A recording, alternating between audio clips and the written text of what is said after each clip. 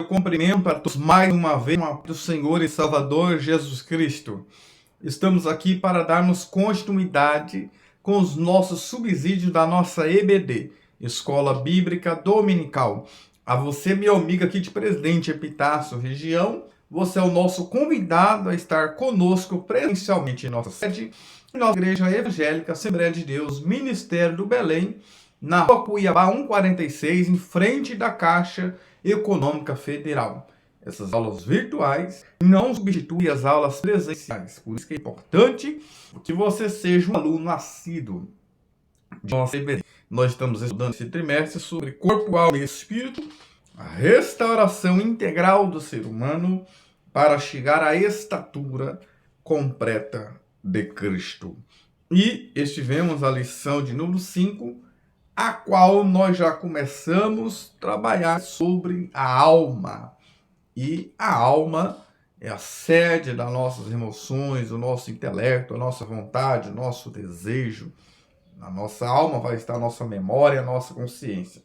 Há uma discussão se a nossa consciência fica no espírito, na alma, mas nós vamos observar que a nossa alma, nós entendemos que é nela que está a nossa consciência, porque a nossa alma é onde está o nosso intelecto, a nossa razão, como que raciocinamos. Nós temos a nossa mente, né?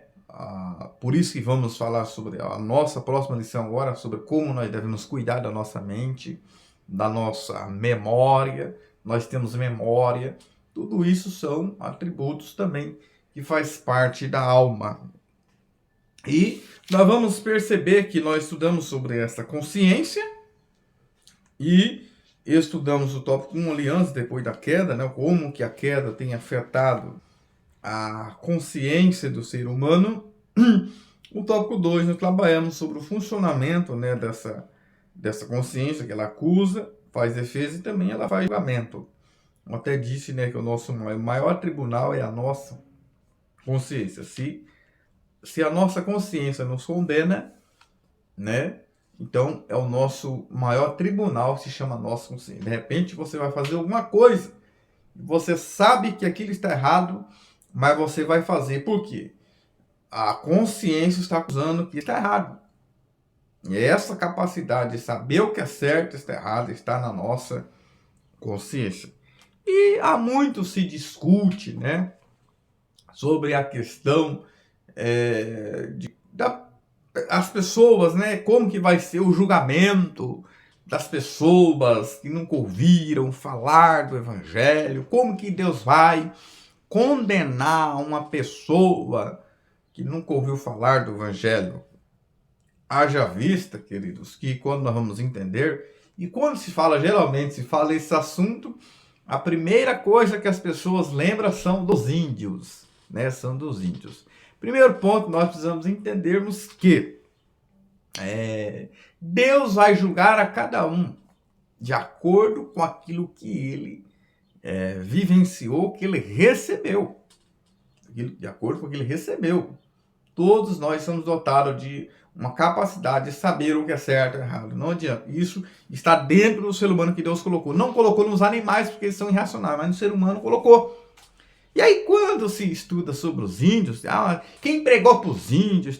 Só que quando você vai estudar, vamos começar pelo Brasil, tá? O nosso Brasil foi descoberto dia 22 de abril, né, de 1500, o nosso Brasil. E a Reforma Protestante foi 17 anos depois. Foi 31 de outubro de 1517. 17 anos depois é que veio a Reforma Protestante. O que eu quero que vocês entendam? Que quando os portugueses chegaram ao Brasil no ano de 1500, já existia índios aqui, que alguns até trazem de que 20 a 40 ou 10 milhões de anos atrás. Isso é o que a informação traz para nós. Entre 20 a 40 anos atrás, 40 mil anos atrás. Mas o que nós precisamos entender? O certo é que quando se descobriu o Brasil, a história nos conta que os índios já estavam aqui. Só que quando você vai estudar também na história, você vai perceber que em 1549 os jesuítas chegaram ao Brasil. O padre Manuel de Nogueira, né? Então, Souza, né? Governador. Então, isso significa que já tinha umas pessoas que já estavam evangelizando. Provavelmente também esses jesuítas, que a Igreja Católica, né? Eles evangelizaram. Então, não existe desculpa. Já existia Cristo antes do Brasil ser descoberto. Então, que alguém evangelizou, alguém pregou. Então, ninguém vai chegar imune diante do Senhor. Se você vê aí o sol, a lua, então alguém criou todas essas coisas. Alguém criou tudo isso aí. Alguém está sustentando isso aí. Então, vou ser julgado por aquilo que eu sei. Né? Então, é preciso conscientizar sobre esse assunto. Ninguém vai chegar diante de Deus e eu não sabia. Não, ninguém não. Ninguém vai chegar diante de Deus e falar isso, porque todos nós temos nossa ciência. E temos que nossos cuidado, queridos, de cuidar da nossa mente, porque nós pecamos também com a nossa mente. Nós temos que pensar somente coisas boas. Mas isso vai ser agora o nosso título da nossa lição de número 7, a qual vamos falar sobre os pensamentos da arena da batalha na vida cristã. Então, temos que tomar cuidado. Já foi rápido, tipo, acabei de falar aqui sobre a mente, né? Com os dois extremos. Dizer que tudo é pecado. Isso aí entra pelo caminho dos fariseus, das seitas. E também dizer que nada é pecado. Isso é muito perigo. Esse extremo é perigo. Né? Essa insensibilidade, essa mente insensível, essa mente, como se diz, cauterizada. Isso tem que tomar cuidado. Perde a sensibilidade para com o pecado e também dizer que tudo é pecado. Então, esses dois extremos devemos que tomar cuidado. Queridos, quando nós falamos sobre pensamentos, fala que a Bíblia nos ensina que nós devemos pensar nas coisas de cima. Né? Hebreus capítulo 4, versículo 15, diz que Jesus em tudo foi tentado, mas sem pecado. Lógico que quando fala tudo aqui, nunca vamos levar a pé da letra. Nunca pegue a Bíblia ao pé da letra, versículos isolados para fazer uma doutrina.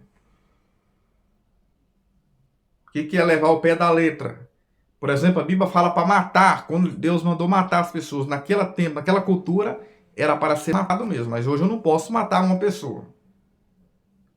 Então, temos que tomar cuidado para não levar tudo ao pé da letra. Jesus, quando foi tentado lá em Mateus 4, Lucas 4 também, eu particularmente vi ali Jesus como tendo o Espírito. Ele foi tentado nas 3 áreas. Foi tentado no corpo, né? Lucas 4, do 1 ao 4, para satisfazer ali o seu físico com o pão, com o Satanás, quis que ele transformasse pedra em pão. Ele foi tentado na alma, no orgulho, no desejo de saltar lá daquele pináculo que Satanás quis colocar ele, o desejo de espetáculo, quase 30 metros ali de altura, Lucas 4, 9 ao 13. Então aqui a tentação na alma. Mas Jesus também foi tentado no espírito, Lucas 4, 5 ao 8, onde Satanás mostrou em nenhum momento de tempo poder e glória em troca de adoração. A adoração está onde? A adoração está no espírito. João 4, 23. Mas a hora vem, agora é, em que os verdadeiros adoradores adorarão ao Pai em espírito e em verdade, porque o Pai procura os tais que assim adorem. Deus é espírito, importa que os que adorem em espírito e em verdade. Então Satanás vem para Jesus com poder e glória em troca de adoração. Tudo isso te dou, que é uma mentira, porque ele não tem nada do Senhor, a terra, o mundo, a plenitude, os que nele habita, Salmo 24. Então Jesus ali foi tentado no espírito, na alma e no corpo. Só que a tentação de Jesus foi na ética, na moral, na política, no físico e na espiritual, mas não no instinto da natureza pecaminosa. É bom nós entender isso, porque Jesus não tinha a natureza pecaminosa que nós temos, senão ele não tinha como morrer por mim e você. Ele foi gerado pelo Espírito Santo, não houve participação de José em Maria. Depois sim que teve Jesus, os outros filhos nasceram de Maria naturalmente. Então não tem essa natureza, esse instinto da natureza pecaminosa. Então quando se fala que Jesus foi tentado, ele foi tentado na área espiritual, na área moral, na política, na ética, nos seus comportamentos, no físico, mas não no instinto da natureza pecaminosa, porque ele não tinha. Senão, se Jesus tivesse a natureza pecaminosa, não tinha como ele morrer por mim e você. Então aprenda isso aqui. Isso aqui é ensino de teologia, mas eu estou passando aqui para vocês entenderem. Então, nós pecamos também no espírito, na alma e no corpo. E aonde estão os nossos pensamentos também está na nossa alma. Faz parte da nossa alma. Porque o pecado, ele começa na mente. O pecado começa na mente. Nós vamos entender nessa lição. Por isso, 1 Coríntios 2,16 diz que nós devemos ter a mente de Cristo. Quem pode instruí-la? 1 Coríntios 2, 15, 16. Mas nós temos a mente de Cristo. Pensar como Cristo, viver como Cristo.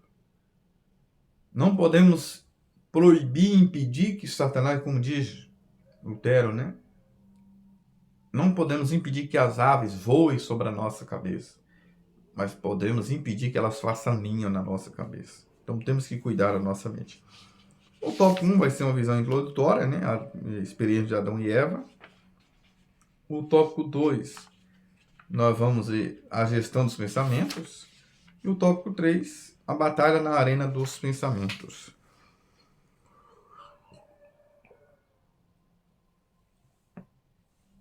Palavra-chave é pensamentos, aonde que quando Deus fez ali Adão e Eva, já colocou isso, capítulo 1, 26 a 28, ali, 2, 8, ao 23 e 8, nós vemos essa capacidade de compreensão, essa capacidade de comunicação, sobre ali a criação, foi colocado sobre o homem, que ele é um ser diferenciado.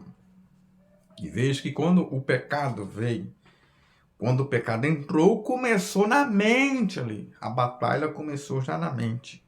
Começou a ter um diálogo de Eva com a serpente. Então temos que tomar cuidado, queridos, para não ficar dialogando com o diabo, com a serpente. A tentação, ela já começa aí. Agora cedeu a tentação. Abriu brecha para diálogo com a serpente. E Eva pensou o que não devia e foi enganada. E Adão não pensou o que devia. E aí, pecou. Quando você vai ver, lá em Gênesis capítulo 2, versículo 9, vai falar ali as características da árvore, as árvores que Deus deixou ali no Jardim do Éden. E ali nós vemos 4 características das árvores ali. Nós vamos ver lá em Gênesis capítulo 2, versículo 9. 4 características dessas árvores. E essas mesmas características é daqui ela quis comer. Gênesis 3, versículo 6. Vendo a mulher que a árvore agradava aos olhos e boa para comer. Ou seja, lá em Gênesis, antes da queda, capítulo 2, versículo 9, essas mesmas características estão na árvore que Deus deu para Adão e Eva comer. Ou seja, o que nós entendemos aqui? Do que ela estava desejando, do que não era para ela comer, Deus já tinha dado para ela. É como você já tem uma grande bênção, querido, e você está desejando a bênção do outro. É como você tem uma caminhonete e troca por um Fusca. É como Deus já tem te abençoado por uma grande bênção e você está de olho na grama do vizinho. Lá em Gênesis 2,9, a árvore é agradável à vista, é boa para comer, para dar entendimento.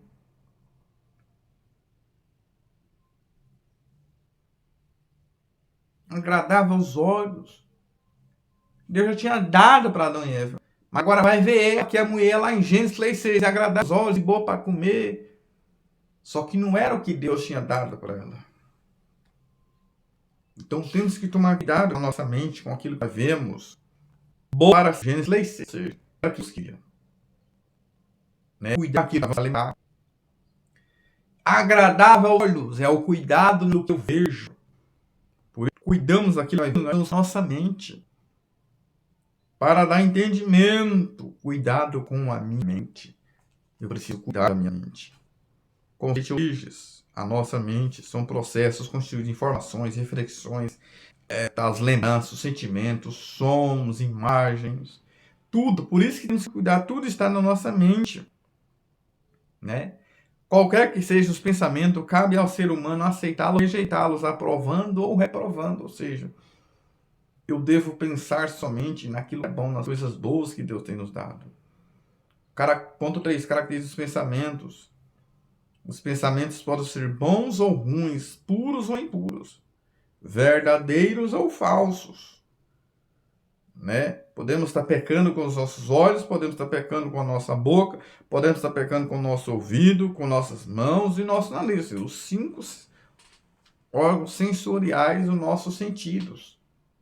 Isso expressa no corpo, por meio do corpo. Por isso que a Bíblia diz: abster-se, 1 Tessalonicenses 5, abster-se de toda aparência do mal. Né? Temos que tomar cuidado, porque dele pode surgir erros gravíssimos. Porque da aparência do mal pode surgir violências, imoralidades sexuais, mentiras, calúnias, malícias. Cabe-se a nós abordar o ciclo pecaminoso. Eu tenho que cuidar, queridos, aquilo que eu vejo. Salmo 101, verso 3. E o 6, o salmista diz, Deus diz que procura os fiéis da terra. E o salmista diz, Salmo, só para vocês entenderem, lá no Salmo, olha o que diz o Salmo 101. Salmo 101, verso 3. Não porei coisa má diante dos meus olhos, por isso aborreço os que se desviam, nada disso se me pegará. Ou seja, o que eu estou vendo? Novela, pornografia, notícias ruins, fake news. Isso prejudica a sua mente, isso prejudica a nossa mente. A tentação, ela começa quando a pessoa é atraída, como diz Tiago 1, do 13 ao 15, engodada, e aí vem a consciência. E aí vem o pecado que gera a morte. Começa pela atração, é como alguém vai pescar e joga uma isca. Alguém até disse que o peixe morre pela boca, mas ele não morre pela boca, ele morre pelos olhos. Porque se ele não vê a isca e não ir, ele não é atraído. Por isso que eu tenho que tomar cuidado com aquilo que eu vejo, porque eu estou vendo o que os olhos não vê, o coração não deseja. Os meus olhos contemplam aquilo que o meu coração deseja. E isso, podemos levar várias áreas, sobre você comprar alguma coisa, sobre ter alguma coisa. Lembra das lojas, sempre fica antes das vistas, viu? Alguma coisa, promoção, propaganda. Na internet, se você pesquisar alguma coisa no Google, tem um algoritmo que já te leva para o Facebook, mostrar para você o que você quer, ou seja, ele já sabe o que você quer. Temos que tomar cuidado. Eu lendo um livro para trazer para vocês essa informação, sobre mentalidade, diz assim: cuidado com as tuas palavras, pois elas tornam tuas ações. Cuidado com as tuas ações, pois elas se tornam os hábitos. Cuidado com os teus hábitos, pois formam teu caráter. Cuidado com o teu caráter, pois ele te leva ao teu destino. Alfred Roberts. Cuidamos com as palavras, com nossas ações, com nossas atitudes. A gestão dos pensamentos, imperativo, ético e espiritual. A epístola da alegria em Filipenses, gente, é uma epístola da alegria por quê? A Filipenses foi quando Paulo estava preso, e não tinha praticamente, na lógica humana, razão nenhuma para estar alegre, porque ele estava preso. Mas em 4 capítulos, 16 vezes, nesses 4 capítulos, 16 vezes é mencionada a palavra alegria. Porque a nossa alegria não depende de algo externo, depende de algo interno que está dentro de mim, de você. Aí Paulo fala, né, no sentido positivo, no sentido imperativo, pensai tudo que... Veja, ele fala em tudo que há, ele começa a falar verdadeiro, honesto, puro, amável, de boa fama, virtuoso, de louvor. Aí ele diz, pensai, veja, de forma ativa e não passiva. Aqui fala de uma conduta ativa e não passiva, ou seja, é eu que assumo o controle do processo mental. E não podemos se deixar seduzir por pensamentos aleatórios ou intrusivos. Então temos que cuidar, queridos, com a nossa mente. Há muitas pessoas hoje com problemas, vamos se dizer, problemas mentais, acima da técnica, ponto 2. Diz para pensar nas coisas de cima. Eu devo cuidar da minha mente. Essa mente, né? Ela precisa ser cuidada.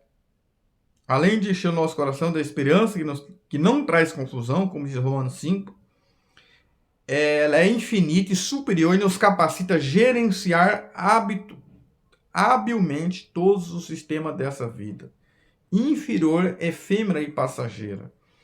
Além de ser um preventivo eficaz contra a ansiedade. Aqui eu quero falar, gente, algo para vocês. Quantas pessoas hoje ansiosas e que antigamente nós não via. Quase não se falava em depressão.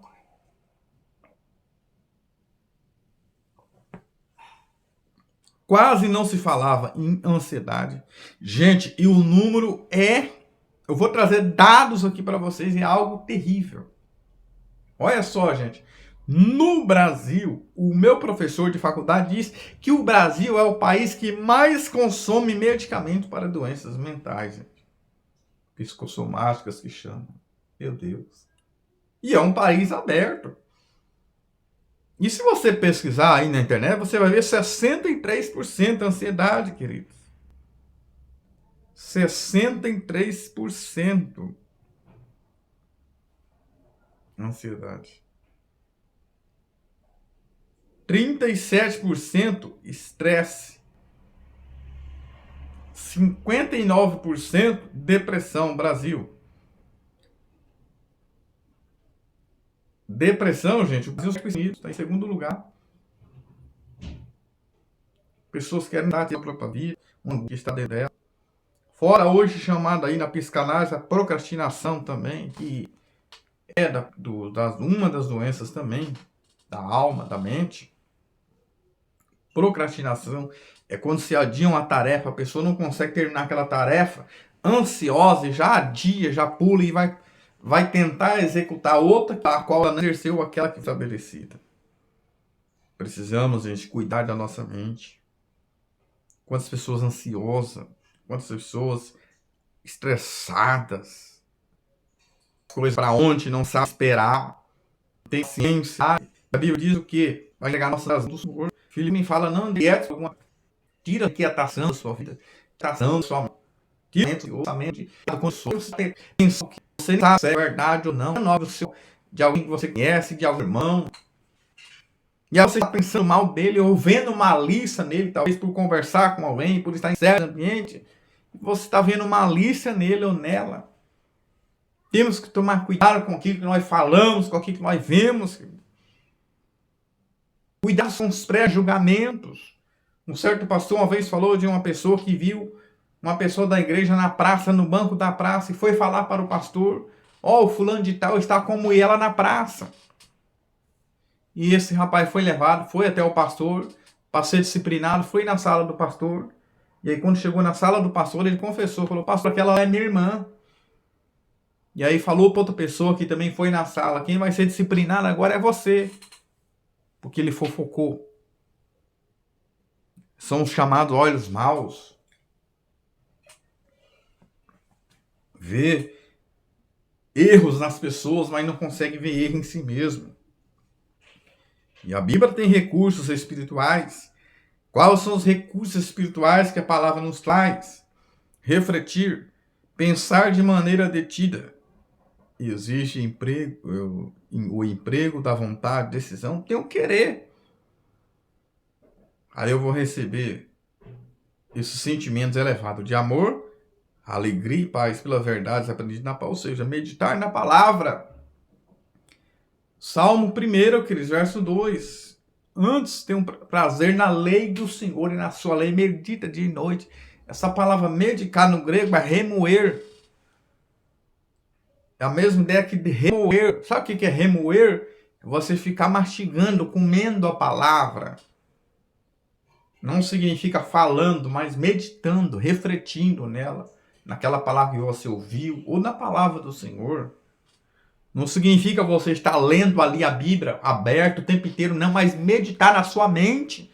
É Hagar. É igual a vaca. Ela tem 2 estômagos, a vaca. Um estômago ela come e a outra ela fica a remoer. Ela tem um reservatório que ela vai remoendo.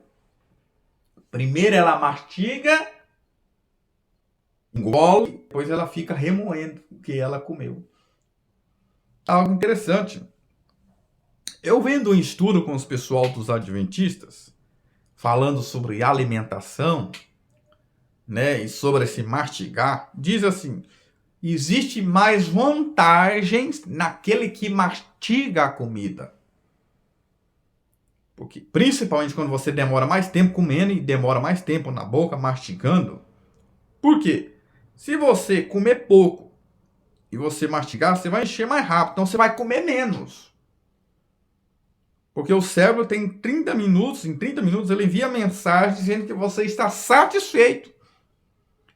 Mas se você comer, engolir e não mastigar nem nada, você não vai mastigar, você não vai ter uma alimentação saudável e eficiente, e você vai engordar, você vai ficar obesa.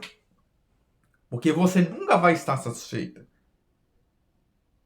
Espiritualmente dizendo, gente, espiritualmente dizendo, tem muitas pessoas que estão obesas espiritualmente. Porque está engolindo a palavra. Pega lá 30, eu sempre posto 1 minuto, 30 segundos, 1 minuto, para alcançar o público. E nós sabemos que as pessoas não ficam muito tempo na internet. Fica 1, 2 horas vendo de política e outras coisas, mas não fica ouvindo a palavra. Mas eu tenho aqui o meu canal que eu tenho 1 hora para parar e aprender a palavra. Mas tem muitas pessoas obesas espiritualmente, porque engolem. Vê um vídeo ali, engole. Vê outro vídeo ali, engole. Outro vídeo, engole. Mastiga pessoas que eles são. Temos que ficar que nós ouvimos, mas ou seja, tem que ser aquilo que é bom. Eu vejo que algo não está produzindo, então só para mim eu já truco. Eu já não assisto mais, já não vejo mais. Porque se não é bom, não me satisfaz. Então temos que meditar na palavra. Meditar é isso, você comer aos poucos. E tem pessoas que se orgulham, eu já li a Bíblia há 30 anos. Pode ler 50, se você não meditar na palavra. Eu, máximo 3 vezes que eu li a palavra. Mas eu pego ali 4, 5 horas por dia que eu leio a palavra, estudo a palavra junto com os livros, os esboços. É isso, meditar é isso. Que eu já disse que não é só lendo, mas também você vai estar depois remoendo o que você leu. Se você não ler, você não vai remoer. Vai remoer o quê? Se você não ouviu a palavra, o Espírito vai lembrar, olha só, olha a mente. O Espírito Santo de Deus vai lembrar, não para preguiçoso, mas lembrar o que você leu, o que você estudou. Vai lembrar o que? A palavra do Senhor. Tem pessoas, Deus vai me dar na hora, me deu uma palavra na hora, Deus mudou. Não muda nada e nem dá nada na hora. Você tem que estudar. Você tem que ler, refletir a palavra do Senhor. Então isso é muito importante. Existe a batalha. Tópico 3, na arena dos pensamentos, influências espirituais. Nossos sentimentos, desejos, decisões, isso tem influência. Tanto para o bem, tanto para o mal. Judas e Ananias é um exemplo. No finalzinho aí do ponto 4, do tópico 2, falou sobre Jerusalém e a Betânia. Ou seja, às vezes em Jerusalém, mas às vezes em Betânia. Tem que tirar o momento de Betânia, de refletir. No deserto, Jesus ficou ali, num deserto ali, repousou, descansou. Temos que descansar a nossa mente também. Há muitas pessoas também, síndrome de Bournobo aí, o estresse, porque não descansa, não para refletir. Não pensa para tomar atitudes. Uma vez vamos estar em Jerusalém, uma vez temos que estar em Betânia também. Às vezes temos que estar na batalha, né? Certos lugares, uma chácara, uma clínica, algum lugar, temos que descansar a nossa mente. Temos que cuidar da nossa mente. E o tópico 3, influências espirituais, tanto para o bom quanto para o mal, né? Tenha cuidado com o que você pensa, porque a nossa vida pode ser dirigida pelos nossos pensamentos. E o tópico ponto 3, o ponto 2, fala de cuidados práticos, né? Não nutrir pensamentos distorcidos, pois produzem complexo de inferioridade ou superioridade. Tomar cuidado também, temos que purificar a nossa mente com os maus pensamentos. Depois, livrar-se da intoxicação, do excesso de informação, que principalmente na rede social, isso prejudica muito a nossa mente, gente. Muito. E principalmente das redes sociais. E produz fadiga, exaustão e ansiedade. e por depois focar a mente no que edifica, pelo menos instrui. Então, vamos tomar cuidado. E fechando aqui, construir relacionamentos saudáveis. Então, que nós vamos cuidar da nossa mente.